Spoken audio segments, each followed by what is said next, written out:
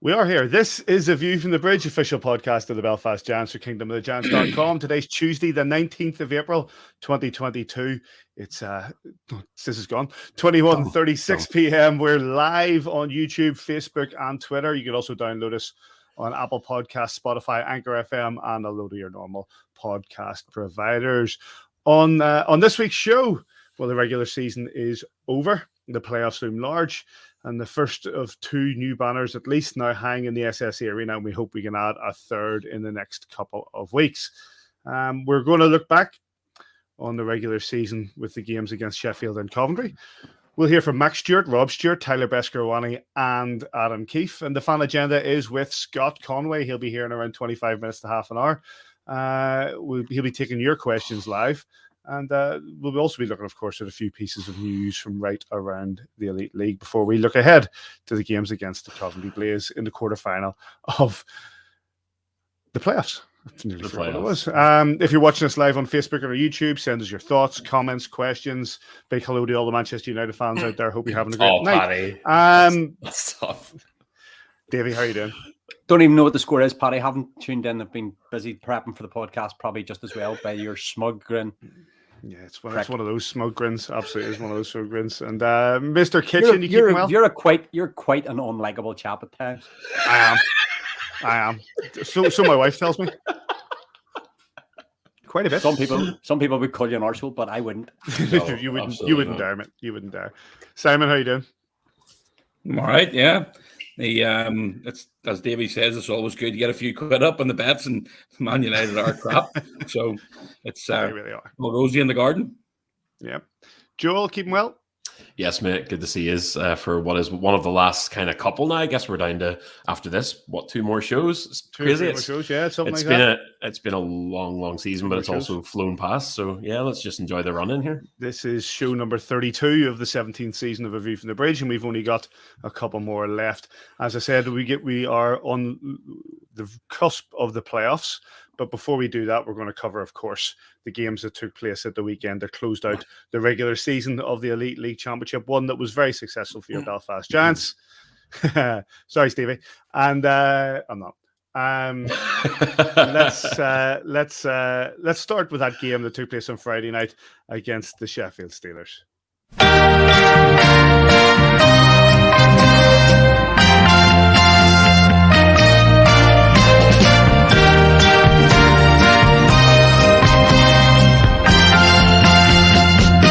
Another banner in the rafters at the SSE Arena. Your 2021-22 Premier Sports Challenge Cup champions. Back off the wall to the blue line, shot from distance by Sam Rue up. Lake cycles it down low for Murphy now. Murphy breaks it out front. Lake tries to get a bit of speed. Shot coming in, it's in! Ben Lake with a hesitant play. Heads up, just looking that pass. Put it on a tape for Slater Duggan. And the Giants are 1-0 up. So glad that you're there, sweeping away the sad times, making me laugh again. Oh, you're bringing on back the good times, and you started me. Soy starts it forward, Boucher, he's in all alone, takes a shot, good save, it's in! Initial save by Stoyanovich. Jordan Boucher gets the puck blocked on that occasion, 4:42 to go in the second, and the Giants take the lead again, it's 2-1. Want me to do, now you've made me see what you mean to me. You're bringing on backdoor, shot coming in. Lewis Hook, hard play goal, 3-2 Belfast. Superb hard play goal there for the Stennaline Belfast Giants. Moving the puck superbly well, finished off by Lewis Hook. Sorry, on the outside with Boucher, puts the brakes on. Comes across the top of the circle, a little additional man coming on late is Mark Garside. Garside looking for a tip inside the 10. Mack Stewart! He's got his goal! His first professional goal for Mack Stewart! The Belfast Giants extend their lead to 4-2!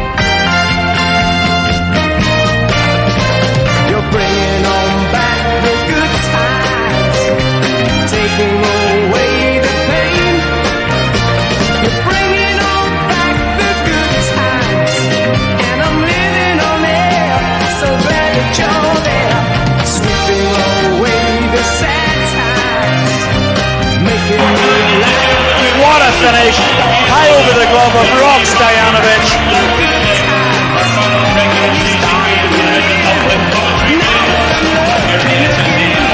The Belfast Giants get away with both points tonight.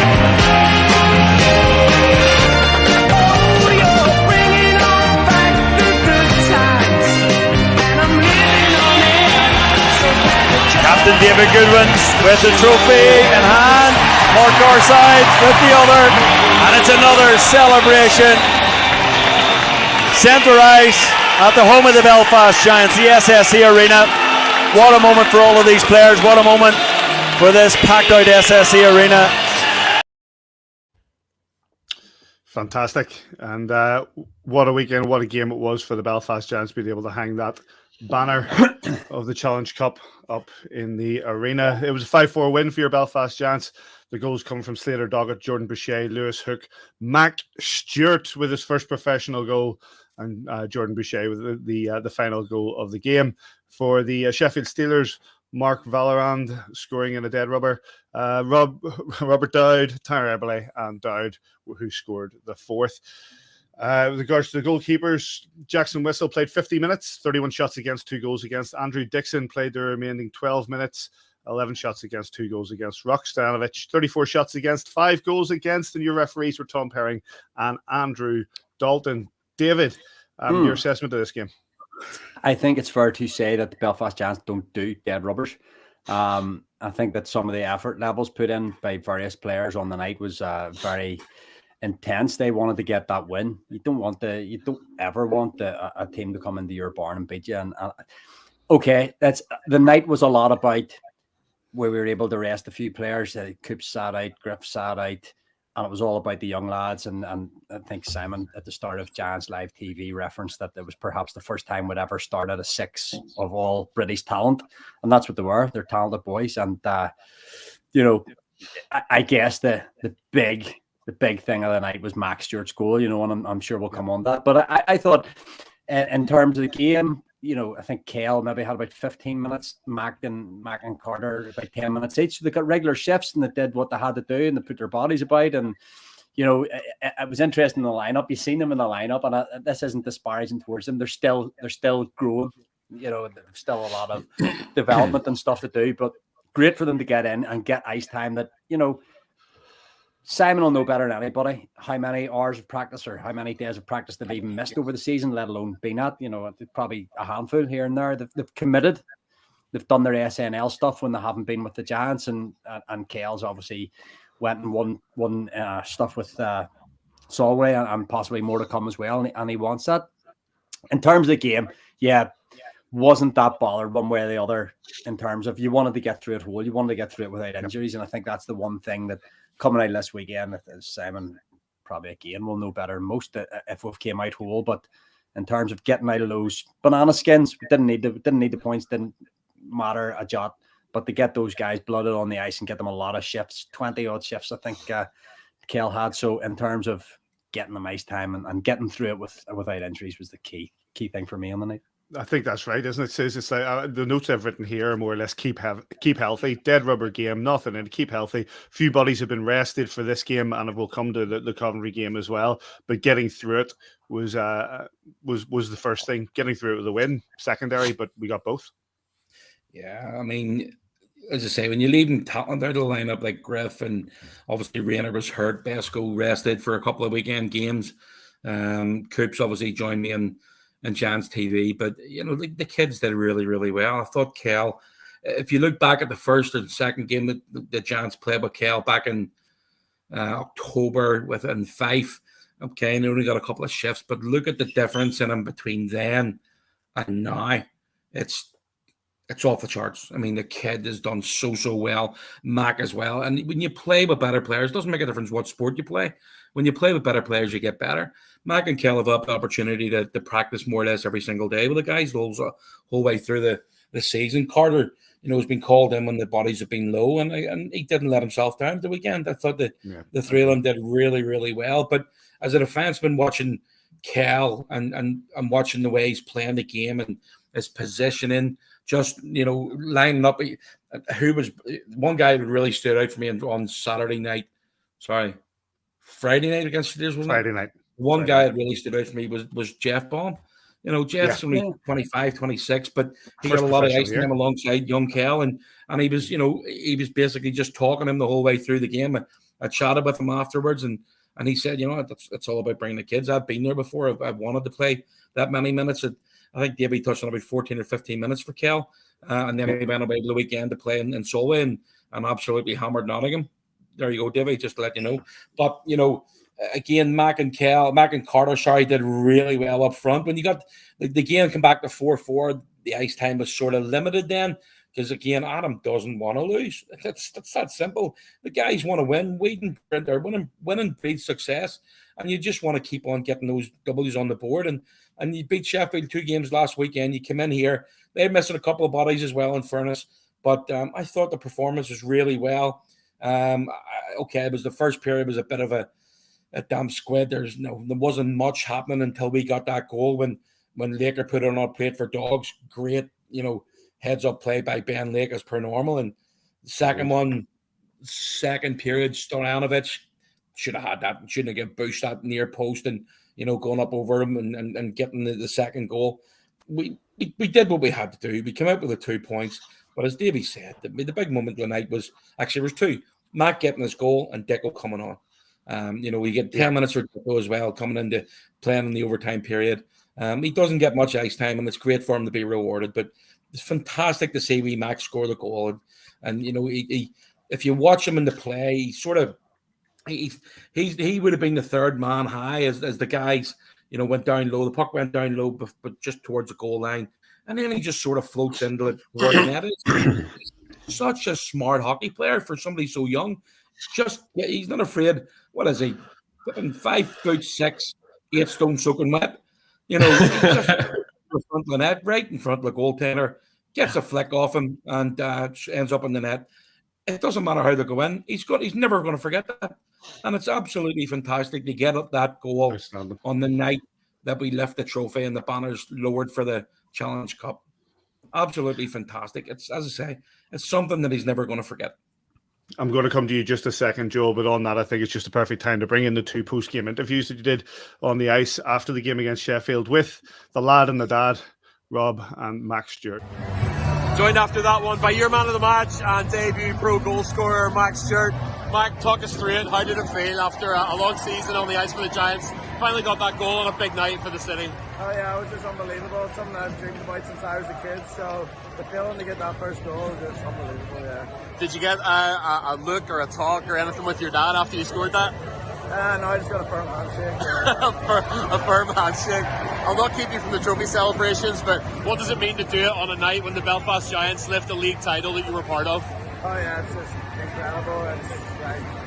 I'm lost for words for it because winning the league's obviously a big achievement, and then scoring the first goal is also a huge achievement for me. So it's just really Congrats, Mack. Well done, man. Rob Stewart, on a special night like tonight where the Giants lift a league trophy, I just have to get your reaction to young Mackenzie scoring his first pro goal. Wow, obviously, you know, it's pretty exciting. Standing on the bench, you're kind of watching the game, but you're always hoping, you know, your mind kind of drifts and you're thinking about it. It's got to be the day. It's got to be the day for him. And he's put a lot of hard work in, and you know, he's a pretty humble guy. And I think the way he scored it and the way it worked out, you can't write it. And I think it was pretty special for him and for our family.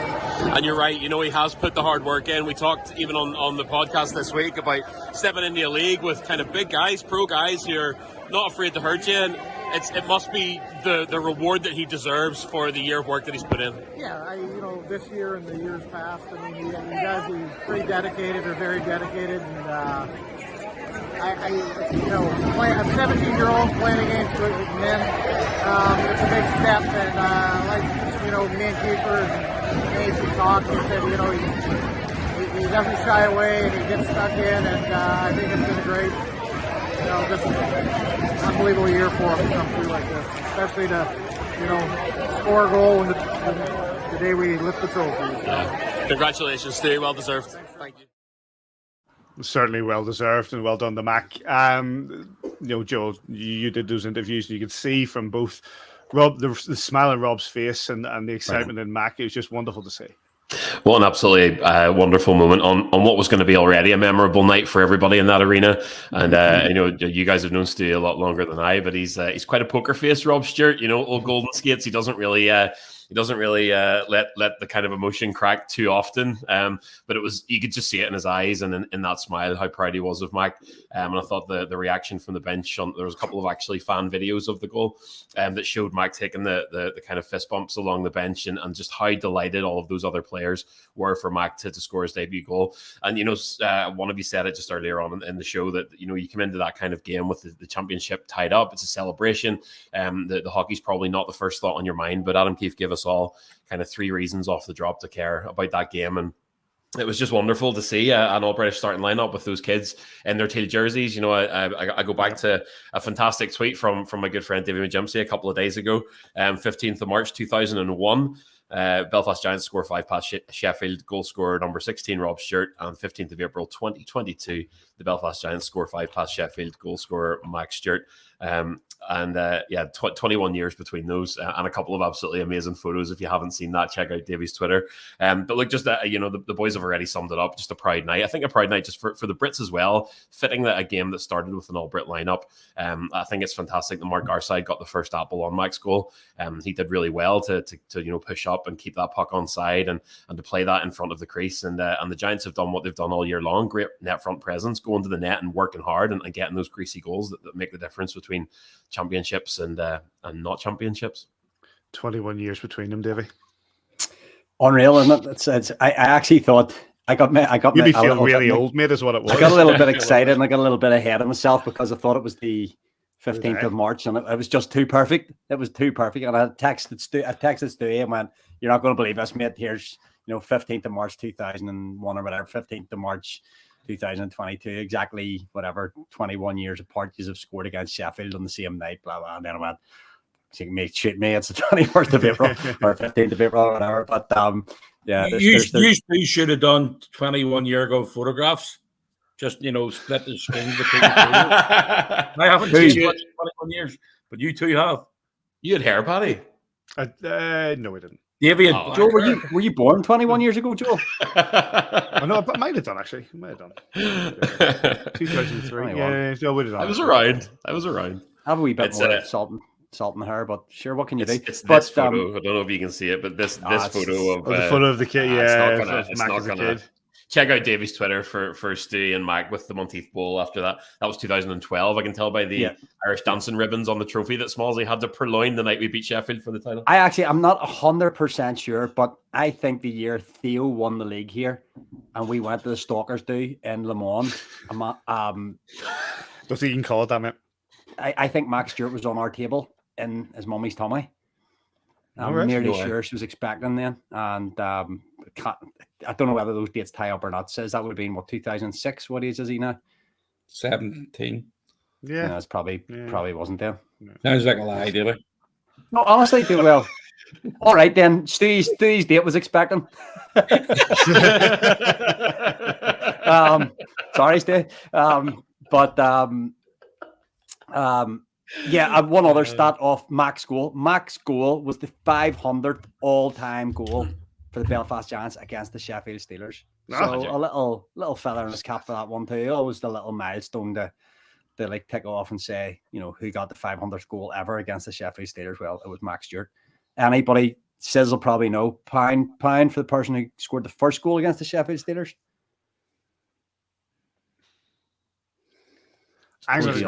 So don't let us if you're really. I told you this the other day. We had this discussion. I know, but I don't want to sound as if I told you the answer. I'm trying to a little bit. Doesn't matter. You two guess. I know who it is. We have been Kevin Real. No, it wasn't Kevin Real. Okay. Jeff Ode. I'll just go through the team. Corey Carlander. He's our got a It's all right. Paxton Schulte. Says who got it. I have no idea. I wasn't paying attention.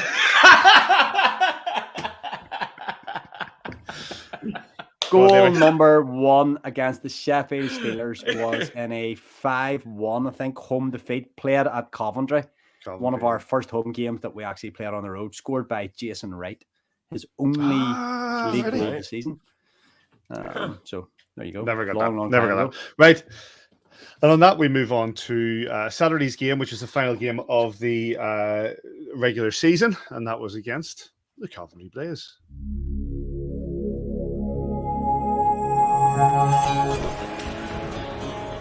Darcy Murphy gets it to the blue line. A lovely pass across ice. Knight steps in. Takes a shot. It's through! Screen in front. CJ Mott didn't know much about it.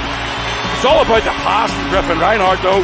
Right onto the stick of Cam Knight. And he gets the chance back within one.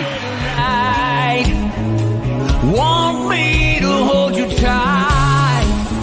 Woman, I know it's just a game we're playing. Through Sammy! Sammy Ruop sends it on goal. CJ Mott looked a bit bemused about that. Did it get a tip in front? My fire still burning bright. I got 10,000 reasons to go. You're destroying my heart, but I still can't let go. I got 10,000 reasons, but seems like I need one more. Just loses control, but nice play by Jeff Baum. Boucher. As Carter Hamill going to the net, tries to take her. Oh, what a finish from Jordan Boucher.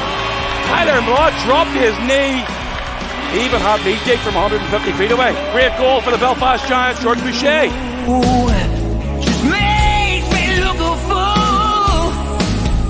Woman, I know I got your poison running through my veins.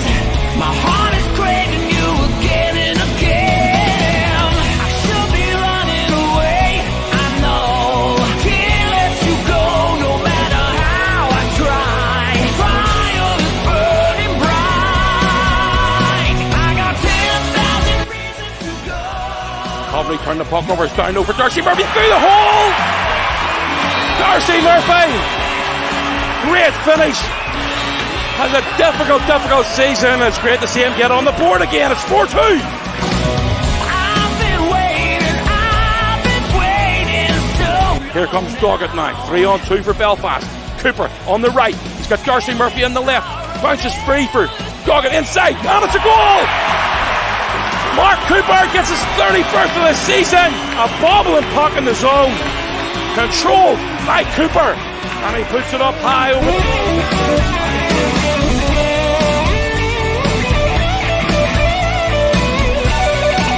Lovely pass out front. Soy! Finishes off. What a wrist there. And Carter Hamill with a great pass out from the corner. Gets his first point as a Belfast Giant. Oh, I got 10,000 reasons, but seems like I need one more. One more. I got 10,000 reasons to go. You're destroying my heart, but I still can't let go. I got 10,000 reasons, but seems like I need one more. One more. 10,000 reasons to go. Can't leave you up. Back up the wall to Stewart. He kicks it into Lewis Hook eventually. Back to Mack Stewart. Mack Stewart controls. Get the chance there at the back door for Kieran Long. All the way round to Ben Lake again. Lake and Curran battle for it. Lake puts Curran to the ice. Puck breaks free for Lake. Lake into the zone. Goal! Lewis Hook takes a hit off the wall. A lovely pass into the high slot for Ben Lake, but Lewis Hook finishes it off.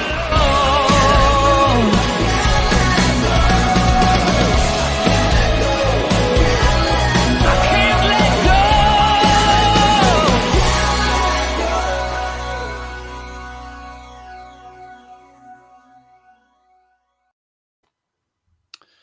I don't know, somewhere in Finicky that the Lynches are basically Karen and Jim Lynch. Love this tune. Love this tune.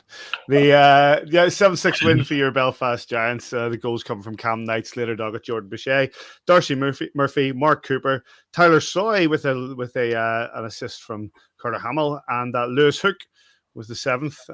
And for the Coventry Blaze, it was Chalk, Cavalti, Halbert, Venus, Eichstad, and Cavalti again. Where did he get 2? 7-6 win for your Belfast Giants. Kivalati, that'll do. Yanni Kivalati. Well, you go with it. Obviously, we were missing at least 3 significant players who seem to be having a great night in the SSE Arena on Saturday night. But the remaining players on the ice stepped up well, and it was an entertaining game, I have to say, Joe. Surprisingly so, Paddy. Yeah, I mean, and I wasn't the first to say it. I think it was maybe Michael Owens or someone who said on Twitter that you can put 200 plus Elite League points and your entire top line in BC on the beers and still beat the Coventry Blaze. That's the mark of a championship team. The game sort of exploded into life. I mean, you had that 2-2 first period, and then in the middle period, it got just unnecessarily wild. I mean, a lot of penalties. The Coventry Blaze. I know you have a take on this, Paddy. The Coventry Blaze seemed to get real chippy and real kind of physical with it. Quite unnecessary, to be honest, in what was it. I know they're playing for playoff seedings and whatever else, but quite an unnecessary performance from them in what is a dead rubber whenever everyone at the minute, is turning their focus onto the playoffs and trying to get through to those playoff quarterfinals injury-free with everybody intact and everybody in the lineup ready to go. I think we were hopefully, I mean, I don't know 100%, but we were lucky to come through that with everybody and maybe says can maybe shed some more light on that. Hopefully everybody's okay and all right. There was a suspension for Yanni Kivalati from that hit on Lewis Hook whenever he scored the game winner. But yeah, again, the Giants, you've got an arena there full of people. You've got a big crowd with the East tier out all weekend long. And you can just tell that the Belfast Giants don't like losing games, even if they mean nothing. And it was very, very lovely to see. But yeah, look, it was job done. And hopefully no lasting ill effects. I think Jordan Boucher all weekend, by the way, was fantastic. We've seen his hands and his feet all season long. We've seen his ability to sort of enter the zone and get in front of goal. The end product maybe sometimes hasn't been there. I made kind of light of it a few times across the season, that kind of backhand drag across into the slot and the kind of forehand or vice versa. But he scored a couple of peaches this weekend and was sort of a terror in the zone. It was really nice to see. And also great to see Darcy Murphy scoring regardless of the situation. He's been through an awful lot this year. His struggles this year were probably unlike anything he's experienced in his pro career so far, and that he's just been trying to get himself back to the Darcy Murphy even he knows and the Darcy Murphy he can be. So to see that kind of confidence build, especially as we come down the stretch towards playoffs, was special. But yeah, look, job done. But I didn't think much of the Coventry Blaze and sort of the nature of their performance throughout that game. It was a chippy performance. They got quite physical. As you said, I was saying I think I sent you a message during the game saying that this could be for them the first, or for us at least, the first of 3 games against them. And as it turned out to be, they did have another game on Sunday against Dundee, but it felt to me as if they were setting out a physical stall to say that this is the game we're going to play coming into the playoffs. Yeah, well, I mean, when you're playing basically you're playing 3 lines. You've got 2 17-year-olds in your lineup who are not afraid to throw their bodies about, even though they're not that big.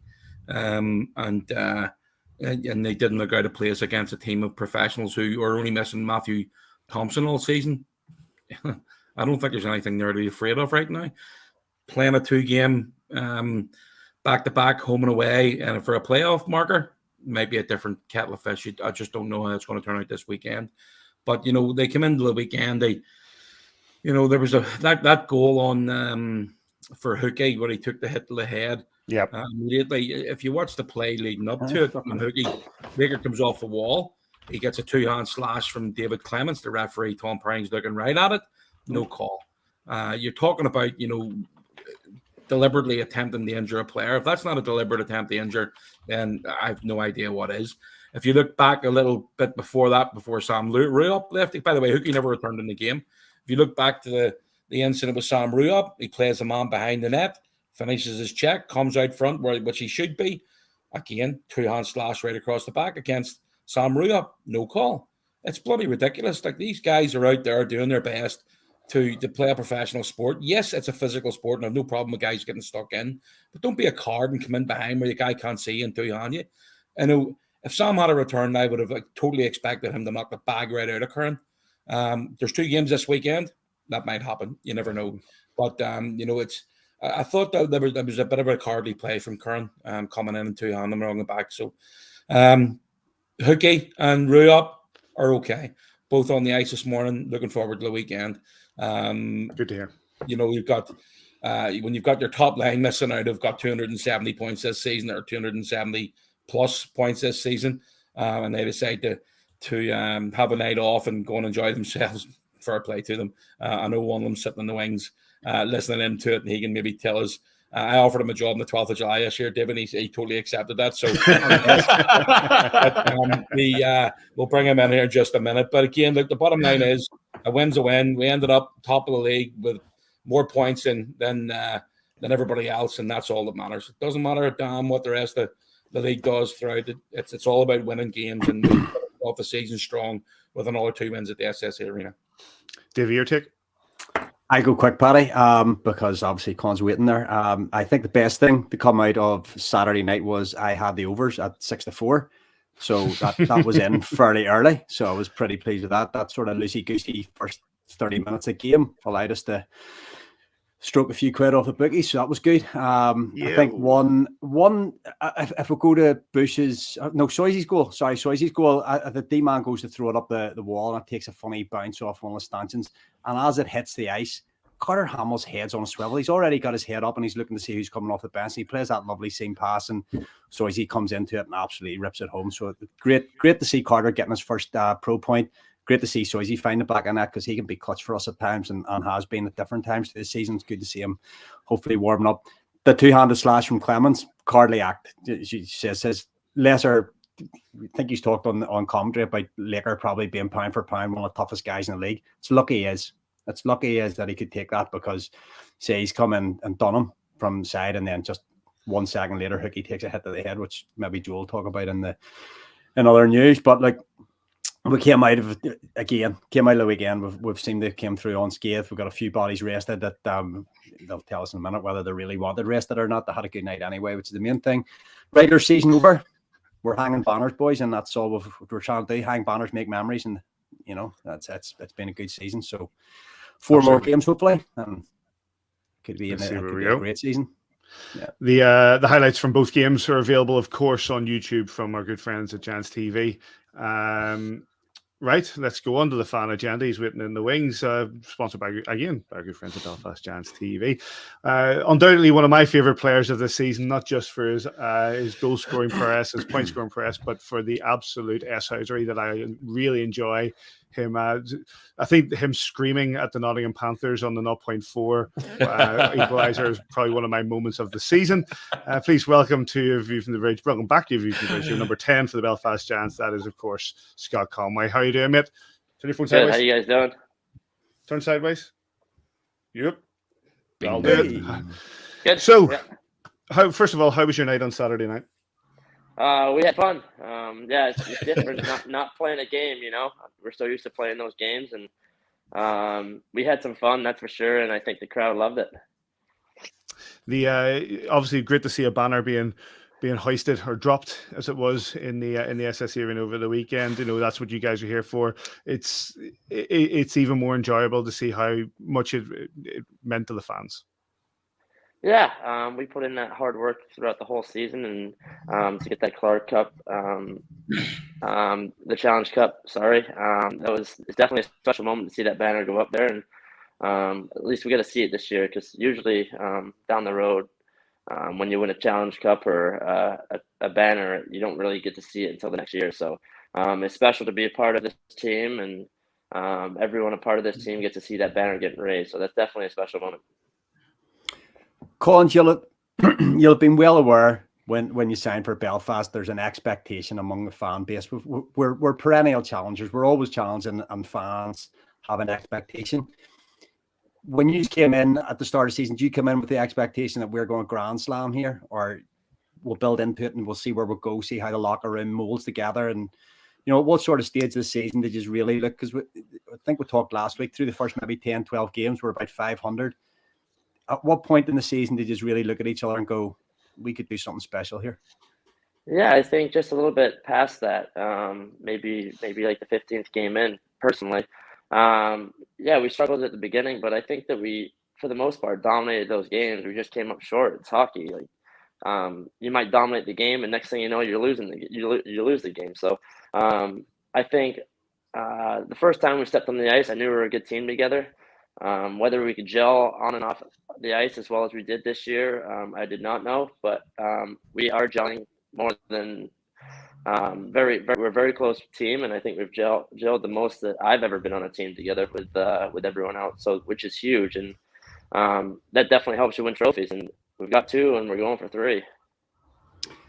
We'll look back right to the start of the season, and I'm going to say it was very early October. We went to Cardiff, and we actually had them twice quite early in the season in their place. And for me, I thought we dominated both games, certainly 5 out of the 6 periods. And, we've come out of Cardiff with no wins this season, but we've gone on and done the damage in other games. Was that a frustration for you, is that you just couldn't get, as you say, you got some games or you lose some games that you deserve to win? Yeah, that might have been right around the time where I thought that I knew that we had it, just because we played a top end team. We knew that they were going to be a top 3 team in this league, and maybe even possibly top 2 at that time. And we had a couple issues on that trip with flights getting delayed and whatnot, and so there was a little bit of challenges against us, and we came ready to play that day, or one of those games. I think it was the first game, and we came ready to play, and we just fell up short. But we knew we had it. We had the most amount of chances out of both teams, and definitely the most amount of grade A's. So we just fell short that game. Before handing over to Simon there, if you're watching live on Facebook or on YouTube and you've got any questions for Scott Conway, just type it into the chat and we'll ask him in a few minutes. Simon? Cons, talk us through your round of golf today at Malone. Right under the bus. 73, not bad. So come out whenever you're ready. Yeah, that's not bad at all, mate. I think I'll leave my club sitting in the shed for the meantime. Yeah, that's a personal best for me, yeah. Yeah, Davey touched on, early in the season, the likes of the Cardiff Devils. You faced them a couple of times, October, November. I want to touch on the likes of, the teams that we've always sort of struggled against, but I don't know if it's not getting up for games. The likes of away to Dundee is always tough. Away to the Glasgow Clan, those games that were, that they're nitty and gritty and they just need to get into. And we, as I say, we're always up for the big games, but what is the mentality when you're going into Dundee? You're taking the ferry over to Dundee, you're getting prepared for the game, whether it's a hotel or a day trip. Is there a different mentality facing at Omar Pasha team or a Malcolm Cameron team compared to the likes of Sheffield? Yeah, I think so. First off, that ferry and the bus ride is definitely sucks compared to a nice plane ride in there. You get a nice rest and nap and pre-game meal. So you got to prepare a little bit differently than when you're going to an English team. But also, I think that the Scottish teams, they're more of a holdy type of team.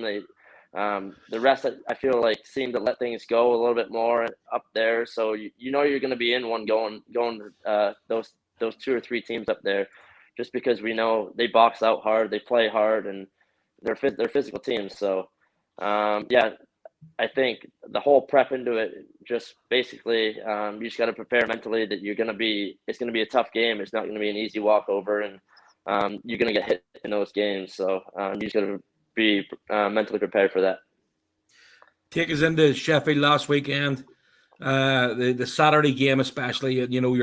It's all about the preparation. You've got, obviously the way Adam's sorted your schedule this year, and obviously trying to give you as much time off, because as the season goes on, it's not about practicing. It's obviously about resting and getting prepared and getting ready to go in a game like the Saturday game in Sheffield. What was your build up for that week, and obviously getting ready for the face off on the Saturday evening? Yeah, we knew that was big games. You're talking about the games where we won the league, or last weekend? Yeah, the ones where we won the league. Yeah, the one who won the league. Yeah. Yeah. Oh, yeah. So that was massive. Coach came into the locker room. I think the first practice we had there, I think it was he gave us a Monday off. We had the Tuesday, so we went in Tuesday well rested, and he basically came in and told us, "Hey, we win these games, and that's it. We won the whole league, and this is what you come here to play for." All those games added up all the year over the entire year is it means nothing if you don't get these 2 wins. So we came out, we gave it our all, and we prevailed in the end. But I think the practice for the practice, we kind of ramped our way up, and pace. We knew the pace was going to be pretty high during those games, so we did the little things what we needed to do in those games, such as getting pucks behind their D and getting some good forechecks going and making sure we have a net presence at all times. So we did that during the practices, and I think it showed a little bit during the games that the practices did pay off. Cons, we're obviously a Belfast Giants podcast first and foremost, but it would be remiss of us not to congratulate you, excuse me, on your selection to Pete Russell's GB team for the Worlds this summer. You're obviously not thinking beyond the task at hand, which is the Giants kind of playoff campaign. But 3 points in 3 games in those Olympic qualifiers, which I think were your GB debut pre-pandemic. You must be excited to head out to Finland this summer. Yeah, it's going to be awesome just to have a new experience. You're playing against the best players in the world, so it's definitely going to be an experience. Unfortunately, Kirk, you can't make it this year with Great Britain because he's injured. So I'm going to have to try to step up as best I can and fill that role as best I can. So I'm kind of excited to play with the players that I played with last year and meet the new players on the team this year. So it's going to be fun. We talked briefly just at the weekend just about the Giants fan base on the evening that you guys were arrested. You've obviously you had a little bit of time in the coast and you've played junior, whatever else. You said just that the experience for a player here coming here to try and win championships and the way that you're held by the fan base, the regard that they hold you in is kind of different to anything that you've experienced. Talk to me a bit about that. Just what's it been like being pro in Belfast and just the difference, the kind of fan base and that relationship between player and fan. Yeah, definitely. So when you're in the States, it's kind of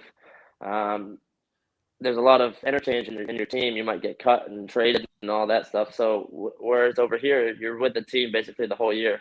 You basically build a little bit of basically relationships with some of the fans and stuff like that. You see them day in and day out, chant your name, and very cool. Especially like a team like Belfast, they create their own chants for certain players, or if not all the players, right? So. They definitely want to connect with the players off the ice as well as when we're on the ice. And when we had that night off, the last game there, and went to the boomerang corner and stuff like that, everyone was coming up to us saying hi and getting everything signed, and it definitely makes you feel great, inside, just to know that they care about you and just as much as you care about those guys. So. We've got a few questions that have come in live from the guys watching on, but before we get to that, because I want to ask a question from a personal point of view, I've made it abundantly clear some of the elements of your game that I really enjoy. But that aspect of it, that chippiness, that chirpiness, being in the faces, after a goal being scored, shouting at them and giving them a bit back, is that something that you think is part of your game, or is that just a natural sort of emotion? You think, up yours. I think it's definitely a part of me for sure. I think most of hockey is mental. If you have a mental edge on someone else, you have the edge throughout the whole game. So if you win a battle, I'm in that guy's ear. If I win a battle, I'm in that guy's ear the entire game, letting them know that I'm right there and stuff like that. Next thing you know, if I win another battle, next thing you know, I'll be getting a slash in the back of the leg or cross check in the back, and I'm just drawing a penalty. So. Penalties are a big part of the game, and we did pretty well on the power play this year. And I think I did a good job of getting guys wound up and getting guys in the box. Cons, it's not just games. I hear you in practice. Kitschy, I'm one of the most competitive guys you probably have ever met. So absolutely. I think that definitely helps with me on the ice for sure. And I'm not a loser. I like to win. So, and if I am losing, I do all I can to make sure I win. So. Yeah, well, you're in the right place, mate. You've 2 from 2 this year, but it's certainly rubbing off from people around you. Jasmine obviously works with Steph and Edge, and Steph is not afraid of a chirp or two as well. No, I think she's getting it from me now. She didn't used to be like this, and all of a sudden when she met me, I'm getting chirps all the time now when I'm cooking or when I'm going for a walk. I'm walking, so I got to make sure to give it back once now and again, though. When you live it, it becomes your life, mate. When you live it, live the gimmick. That's it. Let's go to a couple of questions that have come in. Alan Brett has come in with chemistry of JJ and Goody has been fantastic all season. Do you think it's the best line you've played in? Definitely up there. I would say either this line or one of my lines in college for sure. My lines in college, both the guys are playing in the NHL right now. One's or AHL, NHL. One's in Pittsburgh's organization, second runner, Casper Bjorkqvist, and another guy, Brandon Duhaime, is in playing for Minnesota right now. So we had definitely a connection when we were in college, just because we played 2 or 3 years together. There we grew as a line every year, and it was kind of unique in that aspect. Whereas this year it's a pro level. You get 1 year maybe, and then some guys move on and other guys stay. So for the most part, I think that as a pro level, this is definitely the best line I've been a part of. I think we click on the ice very well. We know where each other are the entire time we're on the ice together, and definitely helps when I know where they are and they know where I am. So and obviously it relates to the points as well. Was there any? I know the answer. I probably know the answer. Was there any real battle between you and JJ with regards to the points and the goals? Did you have a bit of a back and forth? Yeah, definitely. I think Coach stirred it up a little bit too, especially when Valorant was in the hunt there for a little bit, and then as soon as I hit that 100th point, I'm like, I don't want to play that last game. So I just kind of said, hey, JJ, you can have it. He basically said, such a team guy. He basically just told me, hey, Cons, if you're playing, I'm playing. So there was no way he was taking the night off and I was playing that game. That's for sure. We definitely made a joke about it a couple days that day of the game. I'm like, hey, Coach, just send JJ a text, tell him I'm in the lineup. Last second, someone else pulled out. So I was actually sitting with Goody when it happened, and it was kind of funny. As soon as he heard, he called Goody up right away, and Goody's like, "I promise you, he's not playing. I promise." Brilliant. But yeah. Robert House, any pre-game rituals? No, not really. Basically, nap, shower, just take the same route to the rink every day. Me and Sam leave it together, same time every day. Get my sewer games in before the game and get a good stretch. But other than that, not really. Me and Soji have like a little shooting contest the first couple pucks that we get on the ice, but that's really about it. Not that superstitious. Chris Revel, did your Friendship 4 experience influence your decision to come to Belfast? Yeah, I think so. It was obviously between the big teams over here, and I knew for a fact that Belfast had a good following. When we played in the Friendship 4 over here, it was a fun experience. Obviously, you're in college then, and you didn't really get that leeway to go out and have those nights on the town like we can living here. So, but I knew that the fans and the people in Belfast were great people, and loved the rink, loved Kiefer just because I played with him in the GB team. So I kind of had a feel for what I was getting into. I also knew that a few guys on the team were coming here, so I know you got along very well with those guys. So that did influence my decision too. One more from number one ice hockey fan. How does it feel when you scored that penalty in Sheffield? And from a personal point of view, where did that stick go? It seemed to just vanish. Hang on, before you answer that, Cons, because I want to flesh that question out a wee bit.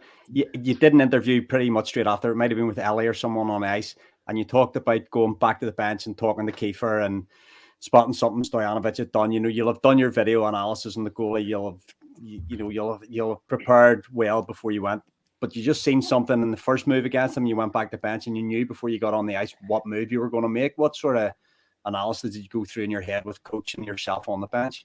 Yeah, well, to start, I usually don't like going first in a shootout. I don't think a lot of the higher scorer players do, just because you can see the tendency of the goalies and what they're trying to do on the shootout. So I like to go somewhat mid-pack to last and just if we need a goal, then put me in. But first move, I went forehand, backhand, and I didn't bring him over far enough. I was trying to make him stretch all the way so I could bring it back and tuck it in the post. And I noticed that as a couple of guys went, such as like JJ and Goody before me, I think it was JJ or Laker, it might have been. The goalie kind of spread wide and stayed low to the net, and his 5-hole was very big.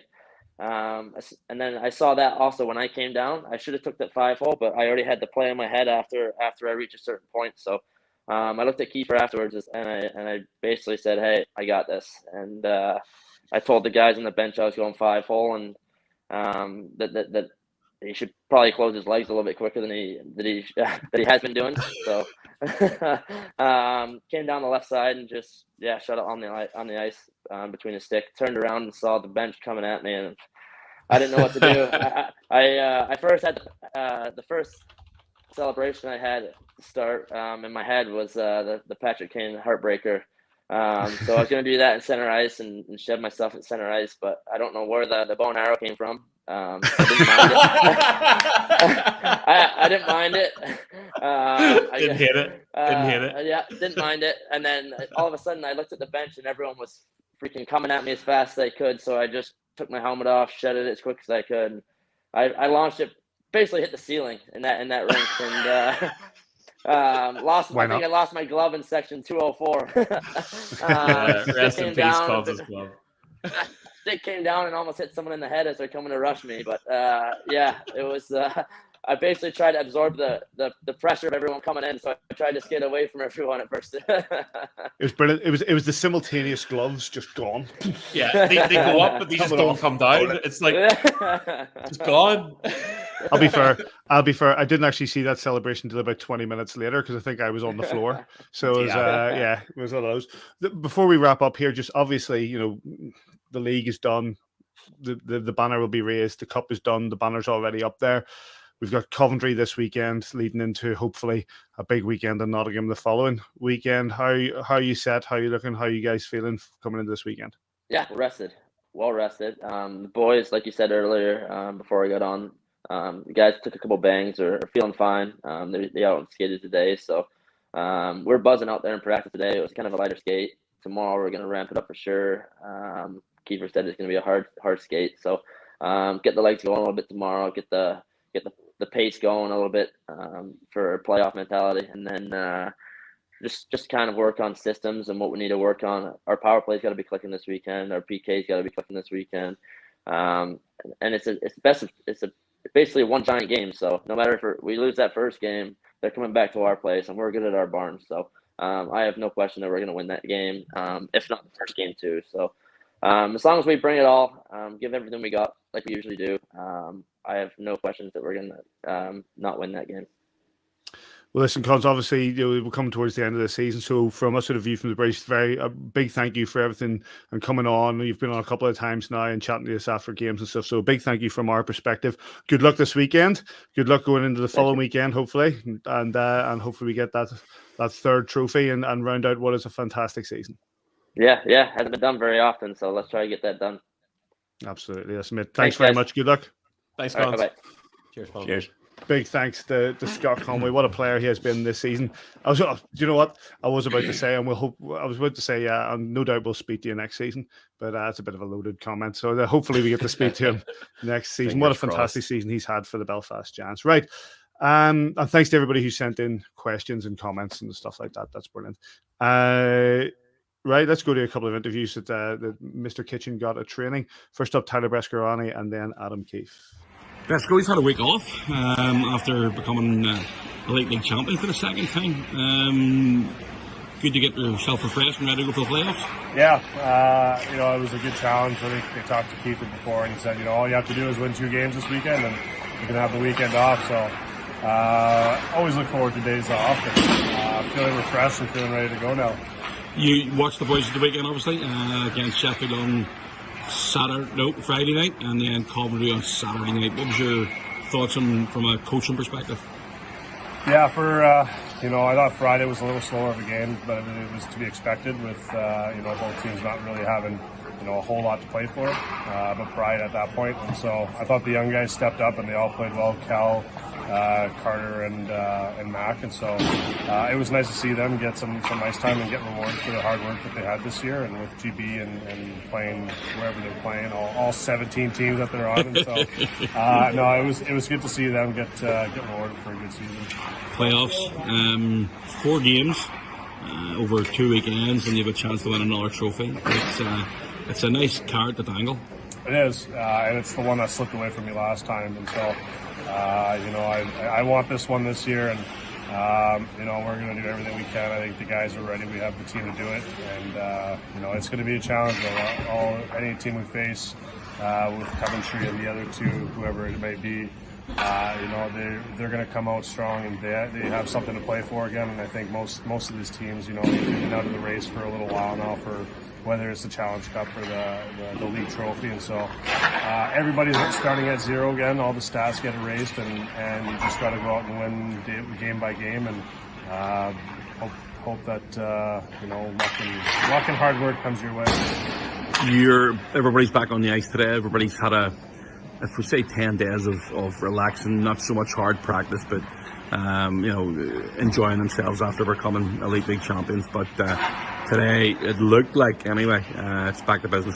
Yeah, it is. I think it was good that we had that week to kind of celebrate a little bit as a team and enjoy ourselves and enjoy the celebration, and not have to do it this week. And it may have been a tough weekend this upcoming weekend, so it really worked out well for us. And so everybody's back in form now, and back to working hard.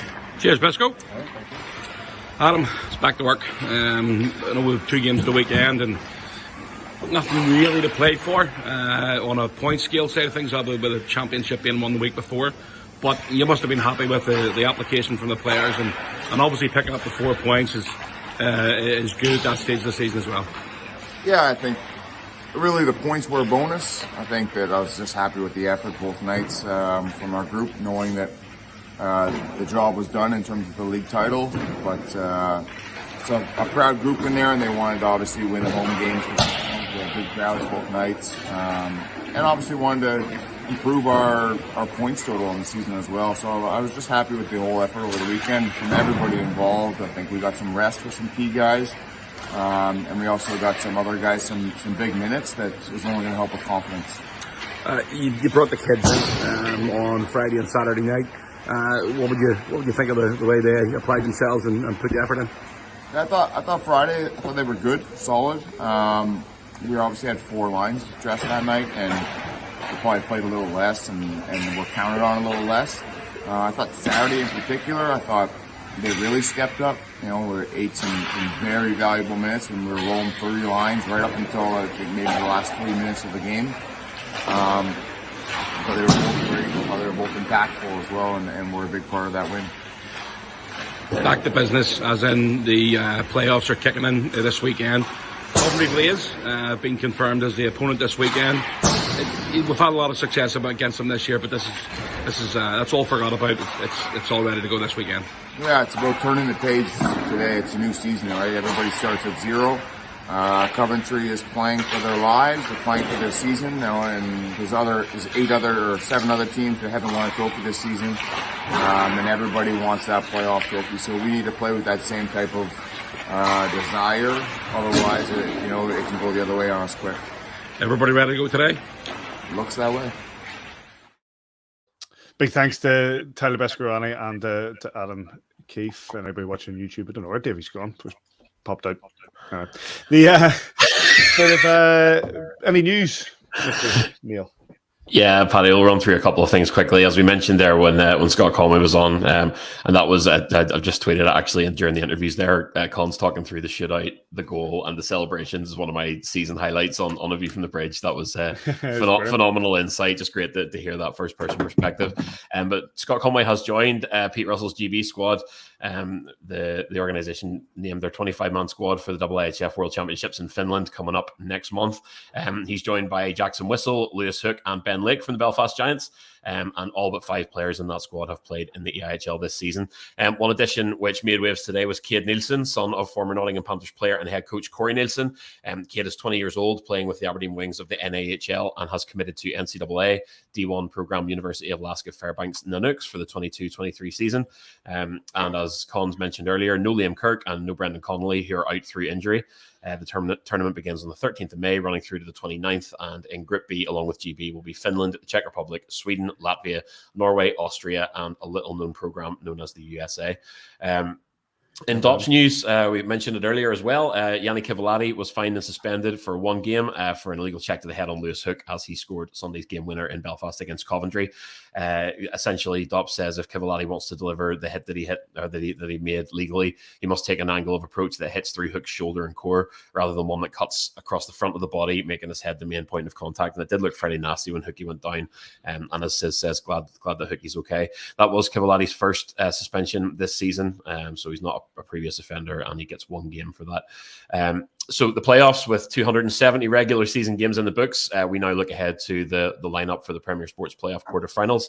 The Belfast Giants are going to take on the Coventry Blaze, the Sheffield Steelers against the Dundee Stars, the Cardiff Devils take on the Glasgow Clan, and the Nottingham Panthers against the Guildford Flames. Missing out this year are the Manchester Storm and the Fife Flyers. We'll have a look at the table in just a wee minute. And it was also announced finally that the playoff finals weekend have issued day tickets. They went on sale on Friday morning, the 15th of April, so Friday just passed. They're on sale at the Motorpoint Arena website. Just check out the EIHL site and the news section if you want to get yours. Tickets are £55 plus £2.50 arena fees, and they can be purchased for either the Saturday, the semi-finals day, or Sunday, that all-important third place game and the final. There is no option to purchase for individual games. And Davey's back. Good to see. You love to see it, and that's your news. I don't know if you want to take a look at the final standings, Paddy. The standings in a minute. There was something I was going to mention there. Let's do standing now because it popped out of my head. So it's all live, kids. Let's do this. The standings, of course, the Belfast Giants stand as champions. Sheffield Steelers in second, Cardiff and Nottingham in third and fourth. I think Nottingham was confirmed more or less last week. And then there's a real battle in the bottom four for seeding. Guildford getting that 5th seed. Glasgow, Dundee, and Coventry went down to the wire with Dundee scoring in the dying seconds, more or less, against Coventry to get that. It went to overtime, didn't it? And Dundee took the points that put them in 7th and gives them a matchup against the Sheffield Steelers. Coventry, obviously, up against us. Going to put you boys on the spot here. I've got my little pad here. Gives your final 4, Davey. Who's playing who again there? So Belfast against Coventry. Let's put that down as Belfast. Okay, so it's Davey. Davey's going for Belfast. Sheffield against Dundee. Come on, Pash.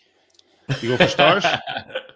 I don't believe, but I don't believe it in my heart, but it's in my belly. So come on, Pash. Right, so Davey's got the Stars. Cardiff against Glasgow. Oh, Clan all the way. Come on, Clan. Yeah, okay. And we've got the Panthers against the Flames. I'll just start writing the Flames, mate. Yeah, don't even waste your time. There we go. To be fair, they are the 4 that I had written down on Sunday. Bit of an upside down tilt that I understand that, there's little chance that only one of the top 4 seeds go through, but hey, you can always hope. Simon, who are your 4? Oh, you muted? You're muted, Simon. You're on mute, mate. I'm still thinking. Belfast, Dundee, Cardiff, and Guildford. Belfast, Dundee, Cardiff, and that would hit the league hard with ticket sales, I would think. Yep, would hit them very hard. But I honestly, Dundee are capable of getting a result. They've won in Sheffield this year. They've beat Sheffield. I think it's twice in Dundee. I think they're capable of getting a result. I think so. And the Panthers are brutal. The Guildford Flames, I think they'll beat. The Panthers are struggling. I know they're down on bodies. I'm pretty sure Tushin missed out at the weekend. They've brought in Downey from Manchester Storm for goalkeeping to cover for Carr. I can't say I wish him the best of luck because I don't. But he's not a top end goalie. He's a good Brit, but he's not a top end goalie, and they need that. unless they collapse around him at every opportunity, then I can't see. I think Guildford will win that over 2 legs. Joel, who are you for? Yeah, look, I'm probably going to say, well, obviously the Belfast Giants. I think the Sheffield Steelers are going to be like a wounded animal this weekend. Second seed against 7th. They've seen their season fall away from them. I think they're going to be tight games, actually, that Sheffield Dundee mini series, but I think the Steelers are going through. Cardiff and Glasgow can't really call. Something tells me that Malky Puck is going to prevail. So I'll say Giants, Steelers, Clan, and Flames. Nobody's giving Nottingham the nod here, which obviously, with regards to the way the ticket sales are going for the weekend, would be a major problem for the Elite League. Even if I did think Nottingham were going to go through, it would not be worth the WhatsApp battering I would get from David McGempsey after the show tonight. So we can't say Nottingham. Yeah, so proud of you. I'm so proud of you. Well done. You're learning. I'm going Giants, Steelers, Devils, and Flames. Oofed. I think 1, 2, and 3 go through, but 4 do not. We'll see. Well, I'll have these stuck to this monitor all week, and we'll come back to them next week. Right. So yes, the Belfast Giants will take on the Coventry Blaze in 2 games this weekend in the quarterfinals of the playoffs. Saturday, 7 p.m. at the Sky Dome. That will be live on Blaze TV for those who will not be in attendance. Are you off to, David? Mark Reid has put on live podcasts are great, but he's got a picture of what appears to be a trout. Mark, share with us what is the picture? Tell me what the picture is, so he doesn't have to strain his eyes. He's getting old. 1 minute was a soft tail, but it looks like it's got 3 wheels. There you go. Sorry. For those listening on Apple Podcasts, there's a little picture in the corner if you're watching on YouTube. You're listening to Bike Chat with David McGempsey. So Sky Dome, 7 p.m. on Saturday. If you're not making it there, the Blaze TV with Ed and Stu will be covering the game. 2 great lads for doing that. And then Sunday, Belfast Giants' final game at the SSE Arena this season against the Coventry Blaze in the second leg of the quarterfinals of the playoffs. 4 p.m. on Sunday. Get yourself down there. I think that and I can vouch this, as wonderful as it is to watching Belfast Giants TV with the likes of Says and you had Neil the Coach Russell on last week. Did a good job. Fantastic job, and then basically spent the rest of the day being wound up by Hitchy, but that's another story. Oh, that's another story. But here, Paddy, I know I don't usually do this section of the show, and not getting people to put their rally pants and all, but what you're saying there, if you can get down to the SSE this weekend, this will be the last chance you ever get to see this roster play together. There's never been a 20 guys that came back this season. We've been here 22 years. It's never happened. It's not going to happen this season. Some of these guys will move on. Some of these guys will retire. Some of these guys will move within the league. Some of these guys will move without the league. This roster that has won the league and has won the Challenge Cup and has an opportunity to win the lot, this is going to be your last chance to say farewell. Good luck at the playoffs, lads. Get down, fill the barn, help us get the Nottingham, because they've said it a whole lot of times this season. The extra man in the stands has been critical at times this season. Challenge Cup final, don't underestimate how important the crowd was. Taft talked about it in Neil Whiteside's documentary. So if you can get down, obviously if you can't, next best thing says on Giants TV, but he'd say himself he'd rather that barn full than people sitting listening to him. Simon, you agree with that? Yeah, I should listen to me, mate. Yeah. No, look, again, Davey's just touched on it. We want to get as many people in as possible. Again, it's you've got to support the boys. You've got to send them off to Nottingham the following week. With all the confidence in the world, and you're going to get a chance to see another banner being lowered. So it'll be there on the League Championships banner being lowered on Sunday afternoon. So be there or be whatever other shit you want. Come on, you're part of this organization. Why can we not just raise a banner? Yeah, please do it for me. Also, the dropping of the banner last weekend was brilliant. It was just to try and hold things out, and the suspense was. It was the hand that came down to give it a good shake. That's Neil did a brilliant job on the edit for the highlights. To be fair, in fairness, I don't think it was that good a job by Neil, because the cameraman didn't get round to it quick enough, so we sort of missed a wee bit at the start. But you might see a change in the banner that's there at the minute. There's a few wee changes being made, so it's the banner will be coming down and on Sunday, and it's going to look good. Fantastic. Well, that game is on Sunday at 4 p.m. The final game at the SSE Arena for this Elite League Championship winning Challenge Cup winning Belfast Giants on their way, hopefully, to winning a third trophy.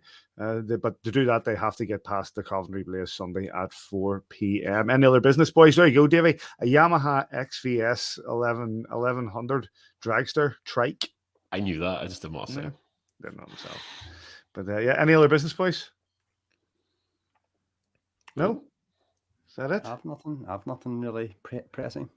We're all done for that. Okay, in which case then we'll start to wrap things up. A big thank you to Scott Conway for coming and joining us. A big thanks to Tyler Beskorowany, and of course to Adam Keefe for their time. And thanks to Simon for sorting that out. And of course, and Davey sorting out the videos. A lot of people were you had a bit of an influence last week, Davey, with regards to the banners that went up in the boomerang corner with the choice of music, and a few requests this week as to what the music's being used. Joel called me an influencer, which I'm far from. But it's good that people are liking the music. I was saying to Joel earlier, we're having a few technical issues with doing the talking over the videos. So while we're trying to get those gremlins sorted out, we're just doing the highlights with a wee bit of music to them, just for. Long may those gremlins continue. I think those are class wee segments. I was if you want to pick some tunes, Joel, throw them over to me and I'll mix it. Yeah, didn't know that classical metal one at the end there. I just which classical composer was that? I just maybe before my time. I don't know. No, they're awesome. They're absolutely fantastic. I must have watched that Jamie Webster one about 10-15 times last week. It just really encapsulated the mood of it. I thought it was awesome. I would vote to keep those. They're class. Very good stuff. Good stuff. So yeah, thanks to Davey and thanks for doing the news, Joel. Like I say, the games this weekend, Saturday at 7 p.m. away to the Coventry Blaze, first leg of the quarterfinal, and then back to the SSE Arena. Get yourself down there for the final home game of the season, Sunday at 4 p.m. at the SSE Arena, and you catch that if you can't on Giants TV. And that's it. Bit of a different ending to the show this week. First of all, wherever you are this weekend, we hope you enjoy your hockey. We'll catch you here next time on A View from the Bridge. But however, we end on a bit of a sad note that one of our own, Alistair Duncan, sadly died suddenly in hospital just a few days ago. A Belfast Giants fan through and through. His wife Samantha misses him dearly, no doubt. And our condolences go out to Samantha and to Alfie and to Riley on his passing. And we end the show by dedicating this show in his memory. See you next week.